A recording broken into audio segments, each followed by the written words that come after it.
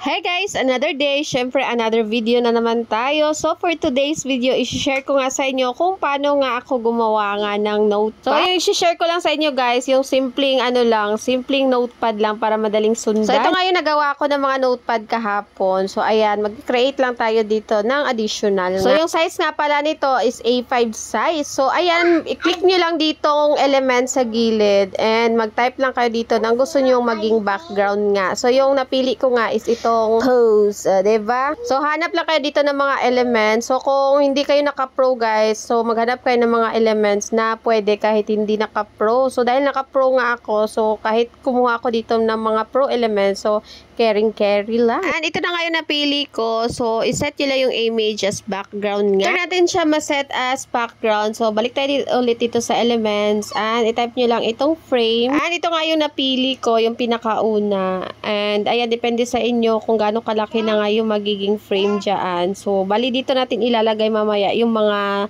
lines. O, diba? And, pag okay na, so, malalaman mo kung naka-center na kapag lumabas na yung mga red dyan. And, dito naman sa taas, pindutin nyo lang dyan yung parang may corner para magiging ganito nga yung corner ng ating frame. And after nun, i-click nyo lang ulit itong frame and dito sa taas, so pwede tayong mag-set ng kulay ng ating frame nga. So pwede din kung meron kayong gusto ng mga photo na background, so pwede nyo din yung ilagay dyan. And ito nga yung napili ko na kulay para siyang light yellow. And balik ulit tayo sa elements guys. So i-type nyo lang yung line and mag-a-add na tayo dito ng line. So i-set nyo lang sa 1 itong kapal niya para hindi naman masyadong bold itong line natin. And ayan, duplicate lang natin. Siguro mga 24 line ata itong ginawa ko. After nun, ilock lang natin itong frame natin para hindi nga siya magalaw-galaw. After nga natin siyang malock, so i-select lang natin itong line natin and long press. Pindutin nyo lang tong space evenly, then tidy up. So magiging ganito na nga yung line nyo. And syempre, ayan, ihilahin lang natin para mapuno.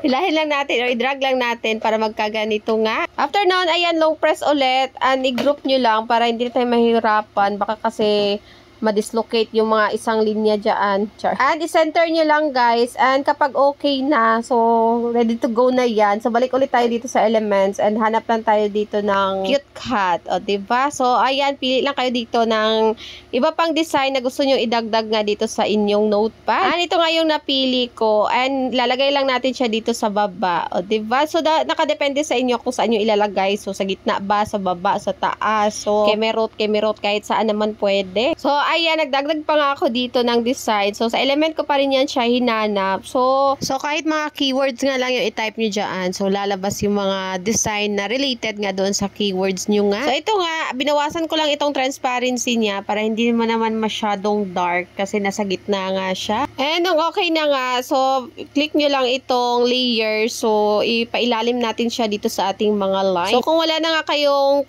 gustong idagdag and gusto nyo niyang i-print, so, i-save nyo lang as PNG. So, yun lang.